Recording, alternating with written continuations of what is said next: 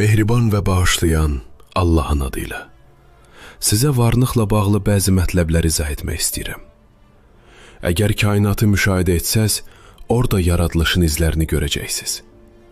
Yox, əgər sırf varlıq üzərində düşünüb təhlil aparsaz, onda zəruri varlığın mövcudluğunu dərk edəcəksiniz.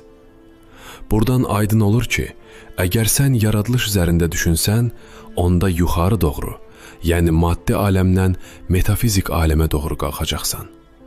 Yox, əgər varlıq üzərində düşünsən, onda aşağı doğru, yəni metafizik aləmdən maddi aləmə doğru enəcəksən. Zəruri varlıq, yəni Allah, hər şeyin səbəbi və başlanğıcıdır. Hər şey ona məxsusdur. Lakin onun varlığında heç bir çoxluq və mürəkkəblik yoxdur.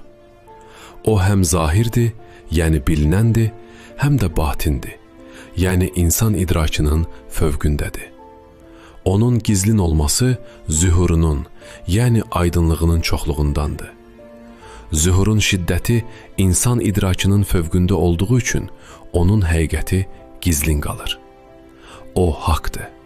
Onun haqq adlanması mövcudluğuna və yoxluğun onun zatına yol tapmamasına görədir.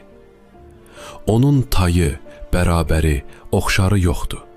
Hər şey onun vasitəsilə var olur. Ey insanlar, bilin ki Allahdan savayı hər nə varsa, hamısı batildir. Əgər sən əvvəlcə haqqı tanısan, onda həm haqqı, həm də batili biləcən. Yox, əgər əvvəlcə batili tanısan, onda batili biləcən. Amma haqqı bilməyin üçün yenidən araşdırma aparmalısan. Ona görə də hər şeydən əvvəl haqqa nəzər sal, ona yönəl, onu tapmağa çalış. Çünki sən fani və müvəqqəti olanları sevmirsən. Aram olmuş ruhun kamilliyi ilk haqqı, yəni Allahı tanımaqdır. Bu tanımaqlıq ruhun əldə edə biləcəyi ən böyük ləzzətdir.